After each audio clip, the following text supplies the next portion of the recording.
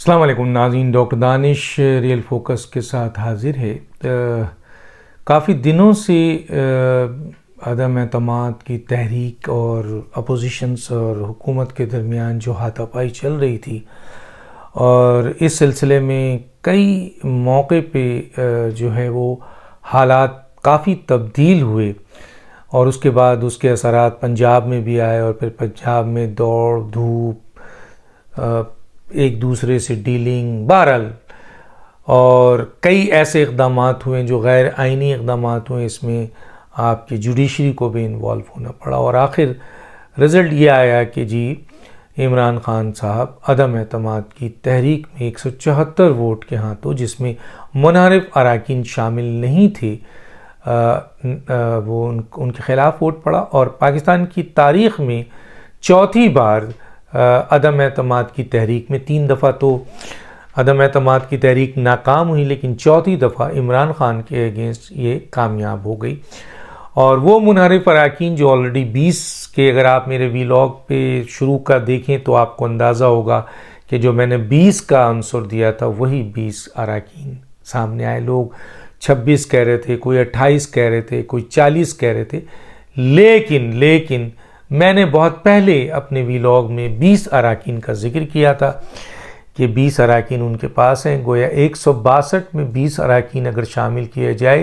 तो 182 अरकान होते हैं। और इस तरीके से उसमें मैंने ये भी बताया था कि जी उनके इत्तेहादी जो हैं वो शामिल हो रहे हैं। PMLQ भी तकरीबन शामिल थी, लेकिन ऐन मौके पे परवेज़ इलाही को बहुत एक ऑप्शन मिला और जाहिर है पंजाब का वज़ीर आला एक बहुत बड़ी ऑप्शन होती है जो हुकूमत ने ऐन मौके पे उनको दिया। इससे यकीनन फ़ायदा तो नहीं हुआ, परवेज़ इलाही को बहुत नुकसान हुआ, हुकूमत को भी इससे कोई ख़ास फ़ायदा नहीं हुआ, क्योंकि इमरान ख़ान के जाने के बाद अब वहाँ पर गिरफ्त बहुत ही ढीली है। और उससे पहले भी तकरीबन हमज़ा शहबाज ने बहुत बड़ी तादाद में वहाँ वोट हासिल कर लिया था और परवेज़ इलाही को वहाँ भी गैर कानूनी इक़दाम करने पड़े अपनी शिकस्त से बचने के लिए। अब सवाल ये पैदा होता है कि यहाँ पर आप सुनने में आ रहा होगा कि इमरान ख़ान साहब ने अभी एक कोर कमेटी का इजलास किया।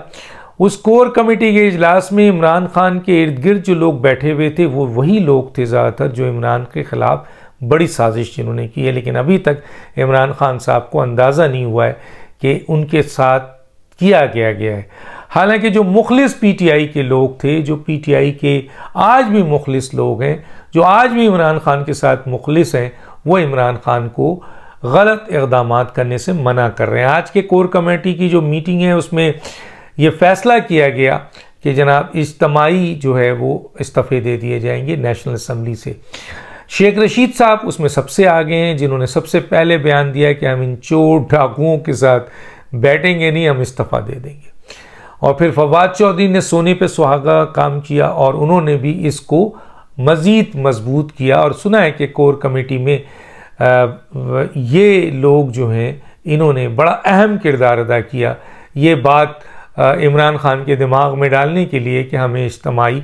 इस्तीफ़ा दे देना चाहिए। हालांकि उस कोर कमेटी में कुछ मुखलिस PTI के लोग भी थे जिन्होंने इमरान ख़ान को इस अमल करने से रोका और कहा कि आप पहले ही बहुत ज़्यादा नुकसानात में जा चुके हैं और अगर आपने पार्लियामेंट से अपने अरकान को इस्तीफ़ा दिलाया तो फिर अपोजिशन उस पर ज़िमनी इलेक्शन कराने के बाद अपने लोगों को वहाँ ले आएगी और फिर उसके लिए जो चाहे कानून साजी वो कर सकती है। ये बात इमरान ख़ान की समझ में नहीं आई, क्योंकि इमरान ख़ान के आस्तीन में जो सुपे सांप हैं, ख़ासतौर पर ये 2 हज़रात जिनके बारे में अब PTI के अहम तरीन लोग कहते हैं, जो लीडर्स भी हैं, कारकुन भी हैं और कुछ वज़रा भी हैं, कि जी सबसे पहले इमरान ख़ान को चाहिए कि वो फवाद चौधरी और शेख रशीद को PTI से निकाल दे। अगर इमरान ख़ान को आगे कोई सियासत करनी है और इमरान ख़ान को अपनी आपको मज़ीद जो गड़े में वो गिर चुके हैं उसमें मज़ीद अंधेरे गड़े में और तहस नहस करना है, तो शेख रशीद और फवाद चौधरी कि किसी भी बात पर जो है वो अमल ना किया जाए, बल्कि इनको PTI से निकाल दिया जाए। ये मुतालबा अब जोर पकड़ गया है और कल की जो आज की जो कोर कमेटी है, जिसके बाद पार्टी का इजलास बुलाया और मुझे पूरी उम्मीद है कि इमरान खान साहब के पास 98 अफराद के बजाय अब शायद इतने अफराद ना हो सकता है कि इसमें भी 10-15 अफराद मज़ीद कम हो जाए। उन्होंने बुलाया तो है और एक बहुत बड़ी तादाद का स्टेटमेंट आ चुका है कि जी वो पहले भी इस तरह की बात जब हुई थी इमरान खान के सामने लोगों ने बाज़ाब्ता तौर पर ये कह दिया था कि इस्तीफ़ा नहीं दिया जाना चाहिए, इस्तीफ़े से नुकसान होगा। और अब भी जब ये कोर कमेटी के इजलास के बाद ये ऐलान फवाद चौधरी और शेख रशीद ने किया है कि हम नेशनल असेंबली से मुकम्मल तौर पर इस्तीफ़ा देने जा रहे हैं और यह अमल शुरू हो जाएगा कल के वज़ीर आज़म के चुनाव के बाद, तो उस सूरत हाल में शेख रशीद बहुत खुल के कह रहे हैं कि हम चोर डाकू से, और फवाद चौधरी भी यही कह रहे हैं। अब देखना यह है कि आखिर ये दोनों हजरात जिन्होंने इमरान खान, और उसमें 2-3 लोग और हैं जिनका नाम मैं अभी मेंशन नहीं करना चाह रहा, उन लोगों ने इमरान खान साहब को इस हद तक ज़िल्लत आमेज शिकस्त दिलाकर इस मुकाम तक पहुंचा दिया है। मज़ीद वो पीटीआई की पीठ पे जो खंजर भोंक रहे हैं उसका क्या रिजल्ट निकलेगा। एक और बात बता दूं, शाह महमूद कुरैशी ने जो कल तकरीर की है, और तकरीर ऐसी है कि उस तकरीर के बाद शायद इमरान खान इस मुल्क के कभी वज़ीर आज़म ना बन सके। हालांकि इमरान खान ने भी ऐसी कई बातें की हैं जिसके बाद अब लगता नहीं है कि कभी सियासत में इमरान खान को वो मुकाम मिले कि वो इस मुल्क के वज़ीर आज़म कभी बन सकें, क्योंकि उन्होंने जिस तरीके से शाह महमूद कुरैशी ने इमरान खान की पीठ में छुरा घोंपा है, क्योंकि वो पहले भी माजरत के साथ शाह महमूद कुरैशी, जहांगीर तरीन और इमरान खान ने भी जहांगीर तरीन और शाह महमूद कुरैशी के इख्तिलाफात को जो बहुत शदीद हो गए थे कभी रिजॉल्व करने की कोशिश नहीं की। उन्होंने एक जगह यही कहा था कि अगर ये दोनों मजबूत हो जाते हैं तो मेरे लिए नुकसानदेह होगा, तो ये दोनों लड़ते रहें। और फिर एक वक्त ऐसा आया कि वो शाह महमूद कुरैशी ये कहने पे मजबूर हो गए, मुझे याद है नई मुलाकात ज़िंदा होते तो ज़रूर बताते, जब ये सिंध के दौरे पे थे तो इन्होंने धमकी दी थी इमरान खान को बहुत सी बातों की और पार्टी छोड़ने की भी बात की थी। शाह महमूद कुरैशी शुरू से इस बात के लिए इंटरेस्टेड थे कि उनको वज़ीर पंजाब बनाया जाए, जो उस वक्त खाक में मिल गया जब इमरान खान ने 2 टोक ये ऐलान किया कि बुज़दार के अलावा कोई वज़ीर आला नहीं होगा। चुनांचे शाह महमूद कुरैशी वो शख्स हैं कि बाद में वो और असद उमर जो हैं जिन्होंने मिलकर इस्टेब्लिशमेंट को ये दावत दी कि इमरान खान साहब इस पोजीशन के लिए अहल नहीं है, तो उनको हटाकर शाह महमूद कुरैशी साहब को या असद उमर साहब को हुकूमत दे दी जाए। और इस सिलसिले में एक जगह पर बड़ी सॉलिड बात हुई थी। और आपको याद होगा कि इमरान खान ने लाहौर में जिन चंद लोगों के साथ आर्मी चीफ को सैक करने की बात की थी, और उन्होंने फ़ोन किया था उस वक्त जनरल फैज़ को, और ये जो मीटिंग हुई थी, इस मीटिंग से जो शख्स निकल कर जाकर जिसने इत्तला आगे दी थी और फिर कोर कमांडर की मीटिंग हुई थी, कहा यह जाता है, ज़रा ये बताते हैं कि वो शाह महमूद कुरैशी साहब थे।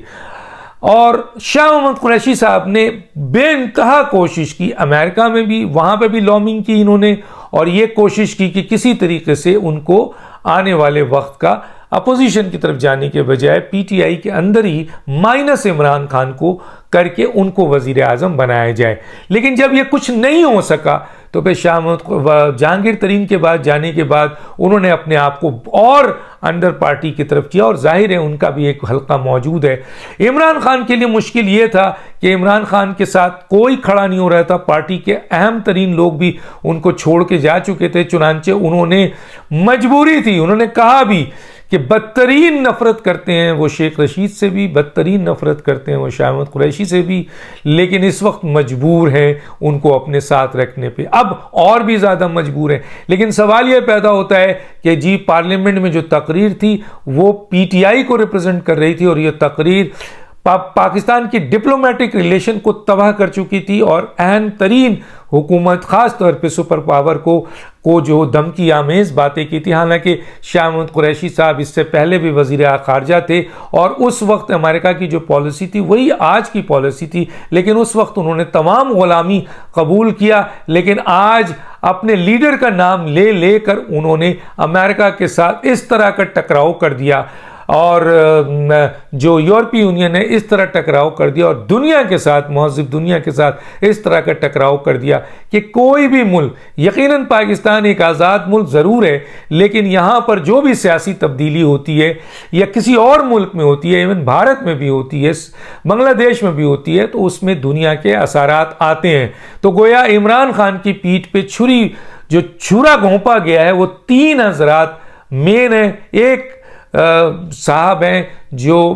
जिनका नाम मैं नहीं ले रहा हूँ, वो मेरी उनकी बड़ी अच्छी सलाम दुआ भी है और मैं उनका नाम लेते हुए एहतियात बरत रहा हूँ, हालांकि वो भी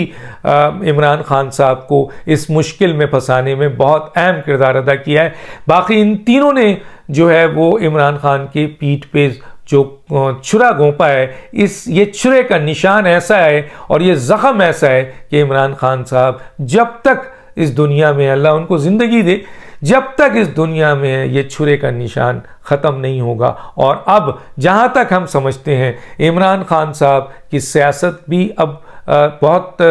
तकलीफ दे हो गई है और उनका आइंदा पाकिस्तान की किसी भी अहम हुकूमती ओहदे पे आना तकरीबन नामुमकिन हो गया है। बाकी खुदा को मालूम है, खुदा चाहे तो सब कुछ कर सकता है और वो अगर इशारा करे तो बड़े बड़े मामलात जो हैं वो दुरुस्त हो सकते हैं। लेकिन हालात और वाक़यात, और अब भी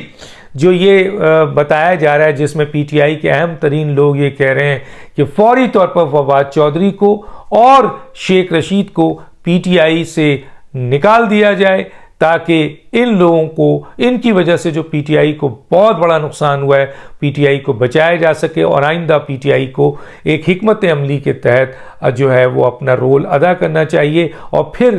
पहली नहीं तो कम से कम दूसरी बड़ी सियासी जमात पंजाब में बनने की कोशिश की जाइए जो तकरीबन सबोताश हो चुकी है। और अहम तरीन पाकिस्तान के इदारों से जो लड़वा दिया गया है उसको किसी तरह न्यूट्रलाइज किया गया। ये मुहिब वतन ये मुहिब जो कहते हैं ना मोहब्बत करने वाले पीटीआई के अहम लीडरान का ख्याल है, शाह महमूद कुरैशी साहब के बारे में उनका ख्याल है कि वो कभी इमरान खान से मुखलिस नहीं थे और उनका हमेशा लालच रही कि या तो वो वज़ीर आला पंजाब बने या फिर वो वज़ीर आज़म बने, लेकिन दोनों ख्वाब उनके पूरे नहीं हुए हैं। और अब जबकि उनका नाम डाला गया है, हालांकि वो जीतेंगे नहीं, लेकिन इस खुशी में कि कम से कम वो वज़ीर आज़म के उम्मीदवार इस दफ़ा भी बन गए हैं। बहरहाल बड़ी रेजिस्टेंस है इस वक्त कि इस्तीफ़ा नहीं दिया जाए, बड़ी रेजिस्टेंस है इस बात इमरान खान को समझाने की कि इन 2 लोगों को जिन्होंने आपको इस तबाही तक पहुंचाया, इनको फ़ौरन पीटीआई से निकाला जाए और शाह महमूद कुरैशी को भी अहम मामलात से दूर रखा जाए। ये थी चंद अहम बातें जो मैंने आपके गोश गुजार की और एक बहुत अहम वीलॉग लेके कि मियां नवाज शरीफ साहब कब पाकिस्तान तशरीफ़ ला रहे हैं, उनके केस के हवाले से क्या प्रोग्रेस होगी, कानून के हवाले से क्या सूरत हाल है, जो मैं पहले भी बताता रहा हूँ, आपको अपडेट दूंगा। डॉक्टर दानिश को याद दीजिए। अल्लाह हाफिज़।